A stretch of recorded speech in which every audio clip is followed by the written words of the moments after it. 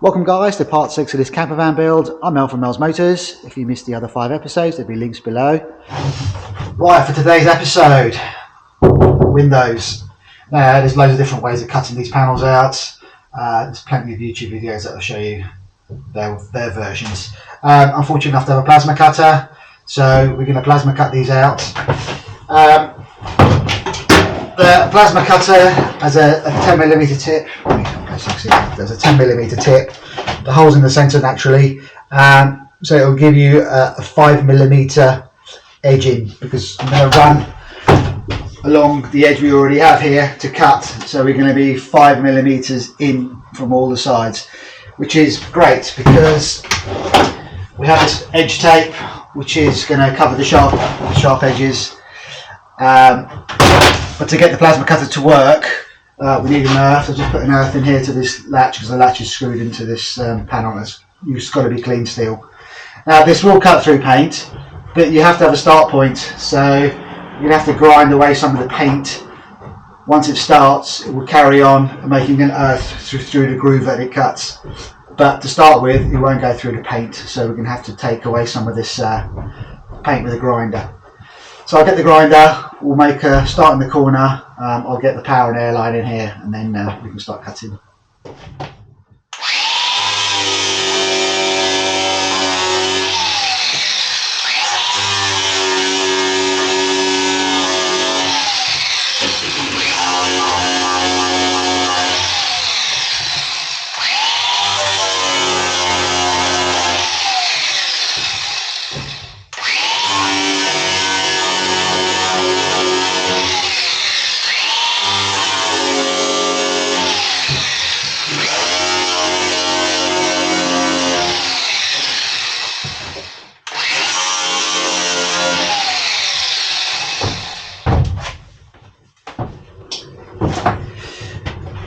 Okay, so when I cut these panels off, they're just going to drop, so I have to use a means of holding it up until I can go around and get it off. So for the smaller windows, I'll just use a magnet. So once I cut through the top, I'll use a magnet on the other side. I'll probably put some tissue or put this in a plastic bag so we don't end up scratching the outside. For the bigger panels, what I'll use is this 4-way sucker, so I can be on the main panel and then on the panel that I'm cutting. It's plastic, so I wouldn't want to hook it on and plasma cut through because there's a lot of hot gas coming out of that. Now you saw me grinding away there, no goggles on. My job here isn't to teach you safety. I wasn't grinding, I was just taking the paint off. But when it comes to cutting some of the other stuff, you know, I'll wear goggles. But please, no comments at the bottom. You didn't wear goggles. You know, all the people who are watching this, you're all big boys and girls. So safety, you take that into your own hands, and you deal with it as you would with any other task that you do at home. Right, let's get cutting.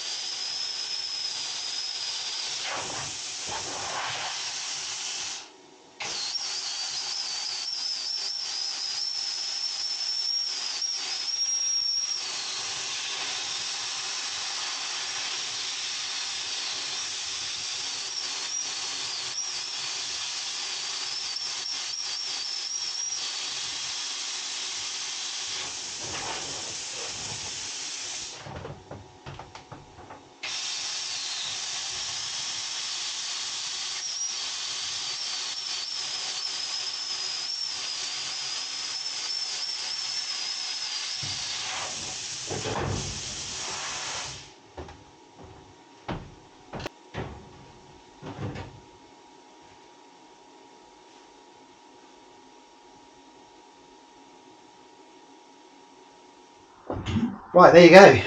With the plasma cutter, easy peasy. None of that tape in nonsense. Jigsaw, drill holes, try and make marks. Thankfully you've got this lovely edge to work with.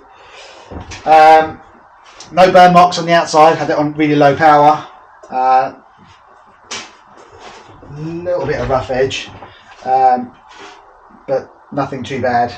The thing is, when the hot molten metal blows out, it leaves little bubbles on the other side. But you can just get them off, they just tap off. Very slight burn marks on the inside, but this is where the intense heat was starting, so naturally you'll see something there. But yeah, all in all, easy. Oh, there you go. So this is the metal, just the bubbles just come off.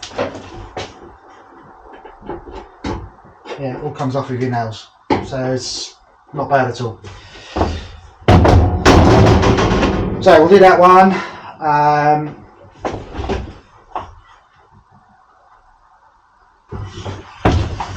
And then I'll probably Scotch Brite that and make it a bit rough, and then put the bonding on, put glass in. Now it's getting exciting. Those seats on the last episode, it took forever. I spent 2 days of my life just faffing about with seats. So this feels like progress now. So I'm going to move the earth over to the other door because they're not joined.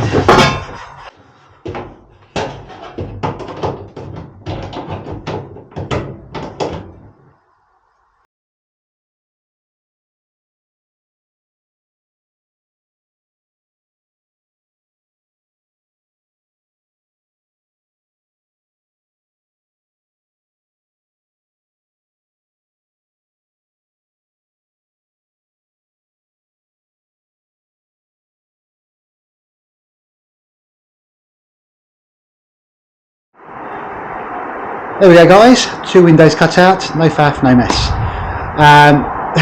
The great thing is I own a garage, so I probably have a lot more tools than some of you guys out there. Hence why there's so many YouTube videos. There are other ways of doing this stuff. If you don't have a plasma cutter, which is unlikely, then you can use jigsaw, circular saw, whatever anyone else is using. So you can see there's no real burn marks. Like I said, there's some blow over metal there. If I just get these pair of pliers, see, it just breaks off.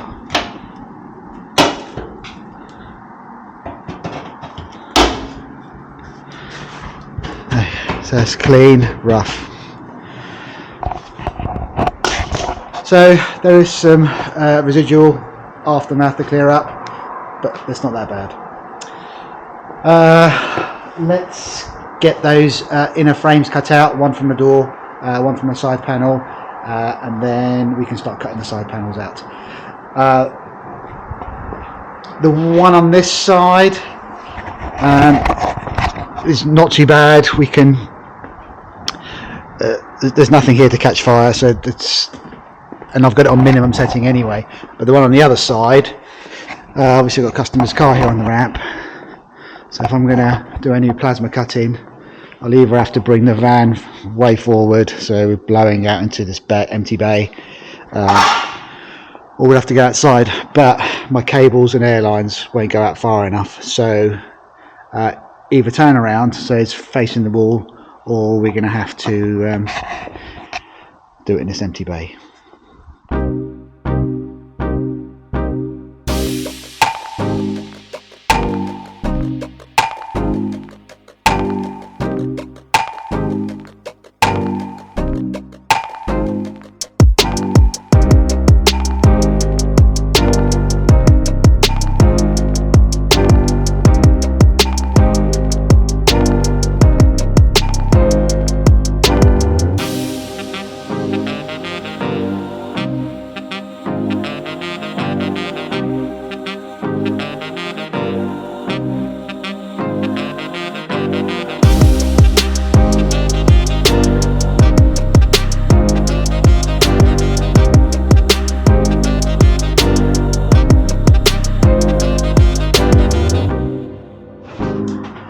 this cut, I don't want to go right to the edge because this panel isn't flush to this outer skin.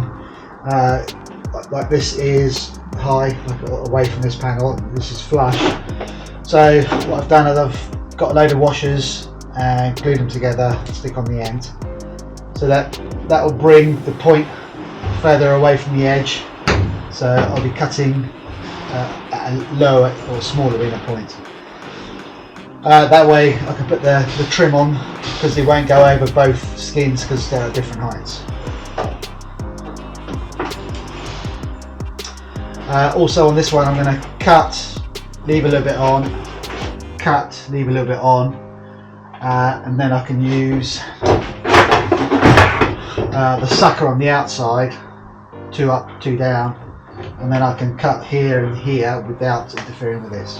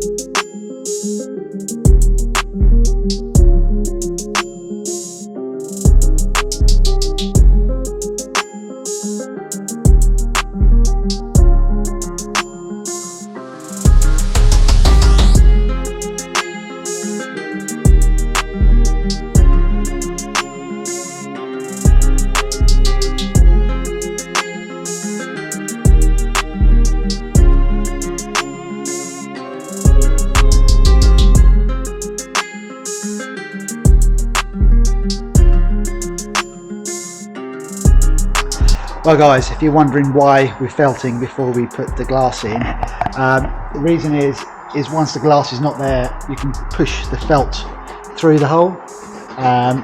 Makes it a lot easier, and then at least this way you don't get glue all over the back of the glass as well. I've put the trimming on this, you can see it's come out really nice. No sharp edges, and the felt's gone inside. They've cut the holes out because obviously insulation's still got to go in there and up the top. Then afterwards I'll make some panels to go on there with some of those clips that are removed, the grey clips, these plastic trims. So I'll probably reutilise these, cut them to the shape we want. It's pointless throwing them away. This felt, smoke grey, I bought like 20 metres of it. It's 2 metres wide, 20 metres long, so it's like 40 square metres. It's way more than I need, but I'd rather have more than less, because once you start doing stuff and you run out, it just messes stuff up. The whole roof's going to be in that same material. Some of the wall panels. I'm not sure where else we're going to put some of that stuff. Sliding doors, obviously, going to have some on the inside. Here we have all these open edges around. I'm probably going to keep that storage up there. I have seen some of these vans where the cupboards span all the way around and over the driver's head, but we've got this beam here, and that seems pretty structural, so I don't really want to cut that out. There's nothing wrong with what we got up there. We are going to have to insulate up there and probably put some of that felt up there and just finish it off. But the van's almost 2 metres wide. It's 1.8 metres, which is, you know, just slightly under the width of that felt, and it's, what, 4 metres long. The whole van's about 5.5, so 4 metres long in here. So that's 8 square metres gone there straight away. We kind of get in there. Not done it. I'm not felting around this window. I don't think I'm felting around this window because there's going to be a wall in between the glass and the paneling, and that wall's going to have a cutout in it, and then we're going to have some blinds in it, so you're not going to see a lot in there. But I think I may put some on there just to give that tidy look when the blinds are up, so it doesn't look so tatty. It's unlikely we're going to get these windows in today because the clocks went forward, so I lost an hour today because it's Easter weekend. Where are we at now? 6:25. So tomorrow we'll come in, put the glass in, finish off this felt work. I've still got to cut this window out of here. See that? I've moved the van forward, so we've got space there to plasma cut without damaging anything. Okay, we're going to do a quick weigh in, see where we're at with this. Remember, the front seat's got the swivel plate on, which is extra weight, plus the steel we put in. Front passenger seat's back in, but the window's been cut out. There's tools and stuff in there, so it's not 100% accurate, but we're at roughly 1350. Before I start cutting this side out, we're going to start putting the windows in the back. They can start curing. Got the glass from Trade Glass UK. A friend of mine recommended me to them. They seem to be the most reasonably priced on the internet. Go check them out. They're not a sponsor. I wish they were, but they're not. We've got the double pack, which Frank is undoing at the moment, so there should be 2 bits of glass in this one for the back. 2 individual side ones, and I think the last one over there is probably the small glass and all the bonding that we need to put the glass in. So we'll panel wipe around the edges. I'll go get my silicone gun, and well, we'll see what we've bought. It's the first time I'm opening them, so you're seeing what I'm seeing. Oh, let's grab that. So all the windows have got openers in them. so they're a lot more expensive, but I want the option to be able to open them, to get the wind and the air blowing through. At the end of the day, people who go camping tend to go in the summertime, and when it gets hot you want the maximum breeze going through the van. So the option's there.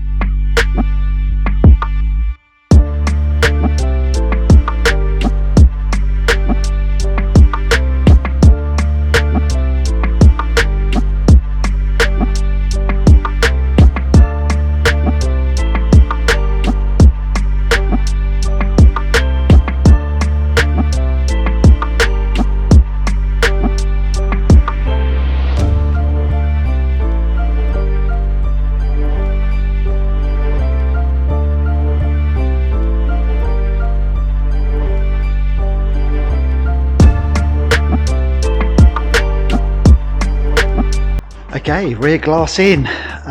Frank's just undoing the two boxes. We don't know which one's left and which one's right for these windows.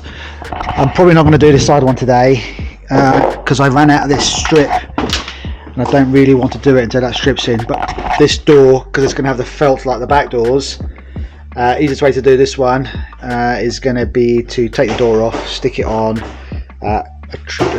whatever we're going to set up to put it on, and we can felt it on its side. Lots of trim have got to come off, brackets have got to come off. It's going to be very difficult to do it in situ. So that one there I'm going to leave until next week, so there's more team members to help me. These are the windows from inside, looking good. I said all my windows have got openers on there. I can't close that one because the tape's on it.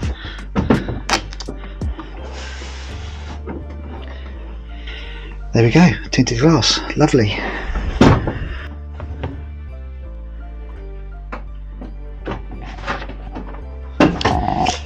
We'll put this one in today. All we've got to do now is clean the edge in. I'm not sure how far the glass comes over because we've got this curved piece over in the corner. I'm not sure if it comes all the way to that curved piece or stops here, so we'll get it out and have a look.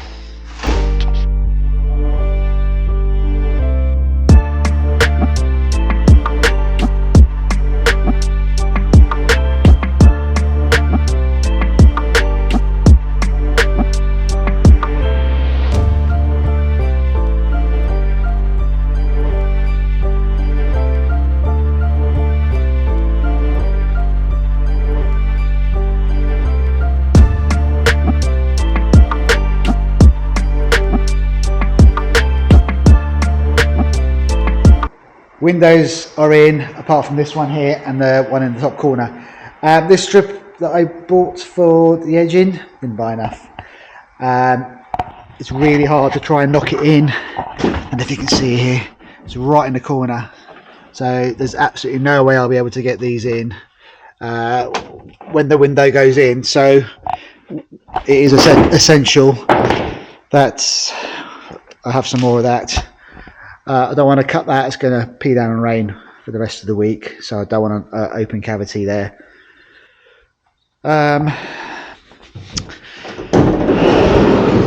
It kind of slows our work down for windows, but what I'm going to do now is build the rack for the back, build the rack for the bike. Spit my words out. So I'm going to take the bumper off. I can see where it goes, so it literally is edge to edge, corner to corner there, so I know what the height is and how far it sticks out. Going to take it off, look at the box section, which is part of the chassis here. As you can see, this is super strong because this is where the tow bar bolts onto, so this is where it carries the entire weight, whatever you're towing. So also under here, spare wheels coming out, floor's going to be cut out. I'm going to have a drop floor in there, water tanks, and also all sorts of bits are going to go in there, part of the electrics. Might as well utilise that space because the wheel is taking up, unusable space. Wheels are going to come out. We're going to have a bracket on the back of this door from here to the top. Spare wheels are going to sit up here, so that opens up our space down there, and then we'll have the bike rack at the back. Bike will come in from the right side. First thing is to take the bumper off, see what that cavity looks like, see what steel we got, and see what we can do with that. Right guys, since I spoke to you about making the bracket for the back, I've put the van on the ramp. I've done some stuff, haven't videoed it, but I'll just go through what I've done. What I'm going to do to this van, it's unlikely anyone out there is going to do it, but they may do. Right, so underneath of the van, if you have a look, we have an AdBlue tank, a fuel tank. We've got the suspension at the back, which is lower than the rest of the chassis. So we've got all this space underneath here to utilise, which means we can use space from the floor down to where the tanks are, or maybe even just a little bit below, because if you look, the subframe over there is slightly lower than the tank anyway. And also here you can see the rear beam axle, again, is way lower than the fuel tanks. Now I want to utilise this floor space here because I'm going to cut the floor out. I'm going to drop the floor and I have my batteries in the centre of the van. Now the exhaust was in the way, the exhaust silencer here. So I've taken the silencer off. Now diesels are quiet engines anyway, you'll barely hear the exhaust tone. Reason being is because diesel engines burn fuel where petrol engines explode the fuel. Hence why you get a louder sound from petrol engines than you do with diesels. Anyway, this is only a silencer. Removing this will not fail an MOT test because their exhaust system is still complete with this tailpipe on. But it will be illegal if you remove this part of the exhaust system because this is your DPF and catalytic converter. That's emissions control, that's got to stay there. AdBlue tanks emissions control, that's got to stay there. So the plan is to utilise this floor space inside for battery storage and possibly a safe. I've got a wastewater tank here which is going to go up in between this box section here. Frank is just demoing, but we've got handbrake mechanism in the way. Handbrake mechanism is going to be moved further down. We have this rod system which has a thread at the end, so we're going to shorten that to link it back up to here. We'll rethread the bar to a shorter point. Handbrake cable we've just detached from here to see where we need to go. I found an idler wheel, I just stuck it in the lathe. I've machined a groove in there. I've got a cable repair kit, so we're going to make a new cable. When we moved the exhaust pipe, I just welded a new bracket to hold the pipe up.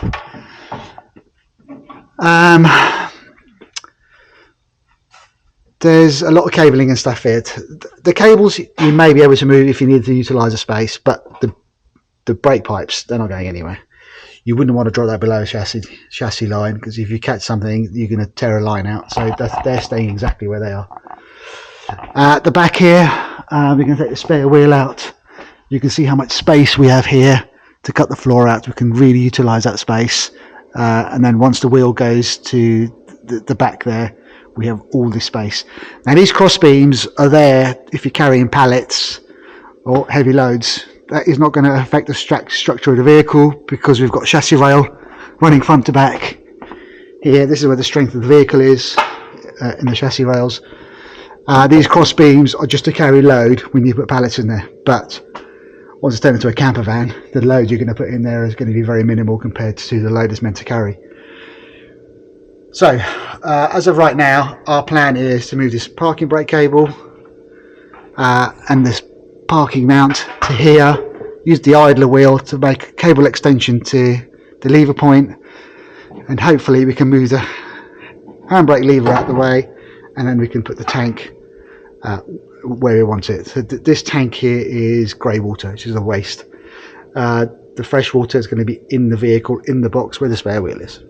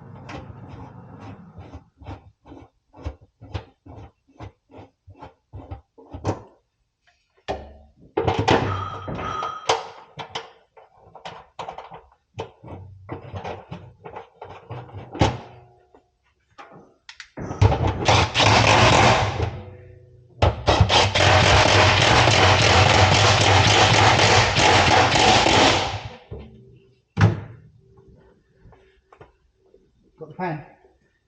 Need the pen?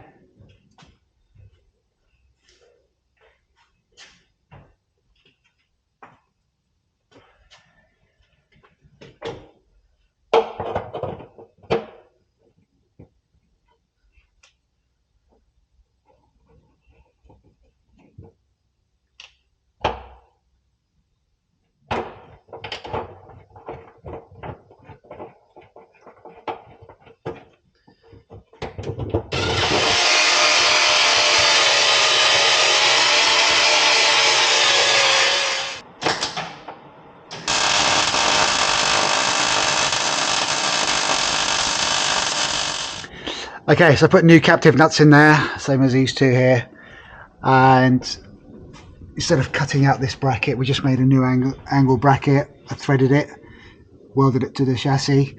All these box sections are all the same. They all seem to have the same holes everywhere. They're just where they've put captive nuts in this one, they hadn't in this one, and nor in the other one. But you know, they're all cut the same. So Frank's just shortened the rod now. We're gonna tap it for the new length, and then we'll stick this homemade wheel in the corner here, so that the cable has something to push against this one here. Okay, new bar shortened, new thread cut in there. Let's see if it fits. It might fit. Let's get the rest of it working as well.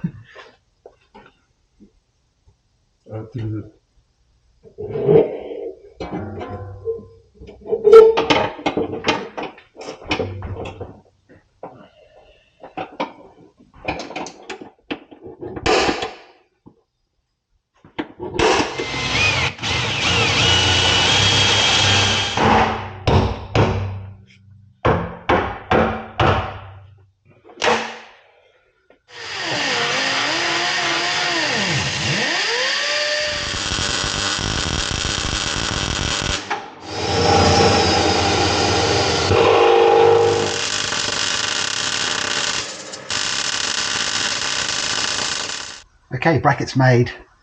This particular bolt we use is high tensile steel. It came with the washer built on it, which was great. I welded the top of the bolt to the washer and then welded the washer to the chassis. So now we've got a really good anchor point. I've got this cable. It's nylon coated, which is fantastic. We've got these ends, but the nylon coating won't go into these ends, so the nylon's got to come off to bare metal, and then we can put these in. Now, I was going to sand two sides of this tip down so we could put it into here, but Frank said try it the other way, so it does actually hook in backwards and hooks into there. The cable's held in there with some grub screws, which we have some here, tiny, difficult to see. So that's in there. This is still a bit warm, so I'm going to put a nylock nut on there. I don't want the nylon to melt, as I feel like still a tad warm. So this is the Ida pulley made. I keep bearings here, so put a brand new bearing in there. Got a load of these washers. Somehow we found this particular bush with a 10mm hole in it that fitted exactly in the bearing. So we're going to space it out with the washers. The washers are bigger than the face, so there's no way that's going to drop out. The bearing on this goes in one way, so it presses in from the bottom. So I don't want to put it this way in case it slides off the bearing, so we're going to put it this way so that the bearing cap will hold the wheel in place. It will never ever fall out. If I tap that through, the bush comes through. I'll space it with some washers. Ironically, I found these washers that fit exactly over the bush, so it's been a good day today in this instance.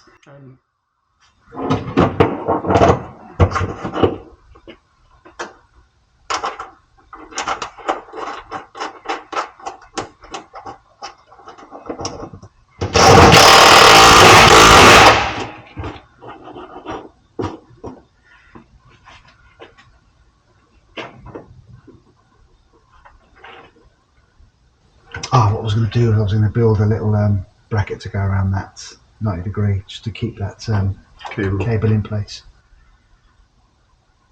I think what we need to do is drill a 10mm hole first, put it in, and then draw a line where you want to bend it.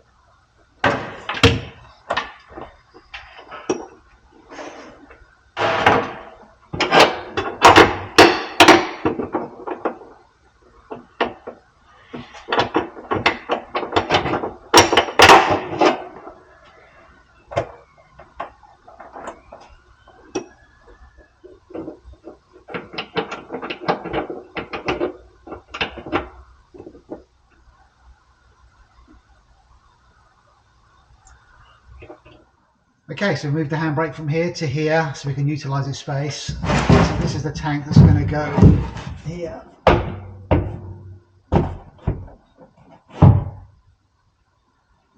And now the handbrake goes around the outside. So I took the bracket off the other side because there was two brackets. So there was one here, one on this side, so I left the original one in. Moved the other one over here. We cut the spot welds out, so I spot welded inside where the holes were from the previous spot weld and around the edge. We've put this wheel in. We've put a 90-degree bracket in it to stop the cable from falling out. New cable is in all the way. Very similar fitting to what we had originally, which is this slot. So that's in there. What I may do is just throw a cable tie around there to stop that from ever falling out. And we shortened the bar, retapped it, and I've adjusted it all. And well, we haven't tried it yet, but yeah, if I pulled this cable, you can see it works. My ladders are somewhere else. Oh, they're actually over there. If you grab those ladders, we can go up and we can test it out quickly. Is that all the way off? Yeah. You sure? No, that's off. Okay, it's gone back to its resting point. Pull again. How's that feel? It's good. Great, there we go, job done.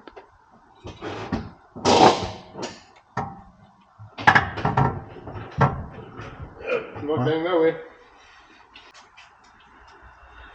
So, a quick recap of what we've done under here. We spent over 2 hours here debating, deliberating, coming up with ideas to utilise a lot of this space underneath here that is just going to waste. So, from here, we've removed the exhaust silencer, which is over there. Removed the exhaust heat shields over there. This pipe was on the end of the silencer. We've reattached it. It is a complete exhaust. I know the silencer is missing, but for the MOT purposes, exhaust must be complete, which it is. New anchor. We've removed the anchor point for the parking brake from here. We used a spare one for the left-hand drive versions, not the right-hand drive. The reason I did that is if things didn't work, we could always come back to this. New cable system, new pulley system, little safety bracket to keep the cable in place. This mechanism moved from here to here, bar shortened, rethreaded. All I've got left to do now is remove this wheel and decide what I'm going to do underneath here. But that is for another day.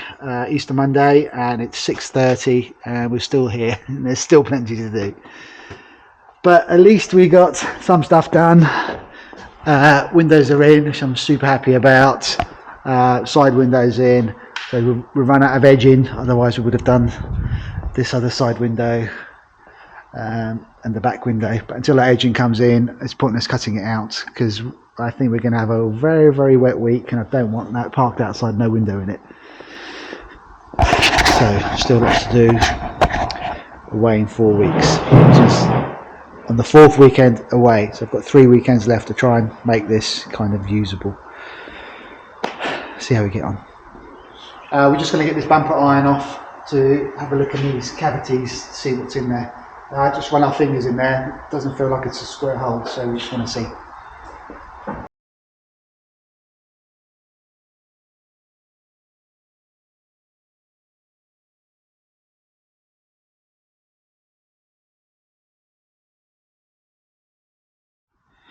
So this is with my plans.